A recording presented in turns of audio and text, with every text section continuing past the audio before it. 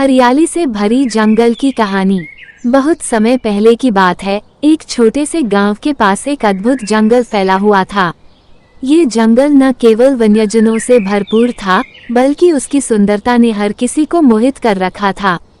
जंगल के भीतर अनगिनत पेड़ पौधे, पशु पक्षियां और झीलें थीं जो उसे एक सजीव और चैतन्य स्थान बनाती थीं।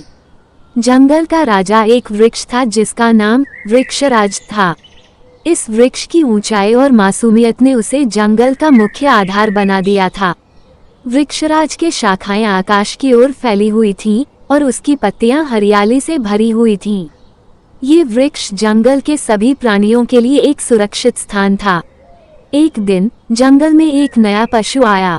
ये पशु एक हिरन था जिसका नाम हरित था। हरित ने अपनी नई जगह को बहुत पसंद किया और उसने तय किया कि वह जंगल के हर कोने को खोजेगा। हरित का सफर शुरू हो गया और उसने विभिन्न प्रदेशों को अपने पैरों के नीचे लिया। जंगल की सुंदरता और शांति ने हरित का मन मोह लिया। उसने वृक्षराज के पास पहुंचकर उससे मिलने का निर्णय किया। वृक्षराज ने हरित का स्वागत किया और उसे अपने बाल बनावट से बातचीत की आमंत्रण दिया। हरित ने वृक्षराज से बहुत कुछ सीखा और उसने भी अपने अनुभवों को साझा किया। वो दोनों बन गए एक दूसरे के सबसे अच्छे दोस्त। वृक्षराज ने हरित को जंगल की अन्य सुंदरताओं की ओर मुड़ने के लिए प्रेरित किया। हरित ने वृक्षराज की सीखों का पालन करते हुए जंगल के भिन्न भिन्न हिस्सों की खोज की। उसने नदियों के किनारे, उच्च पहाड़ों में चढ़ाई की और झीलों के पास घूमा।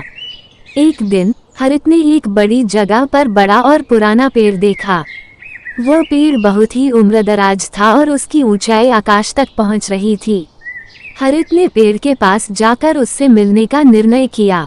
पेड़ ने अपनी भूमिका बताते हुए कहा, नमस्कार हरित, मैं इस जंगल का सबसे पुराना पेड़ हूँ और मेरा नाम वृक्षवृद्ध है।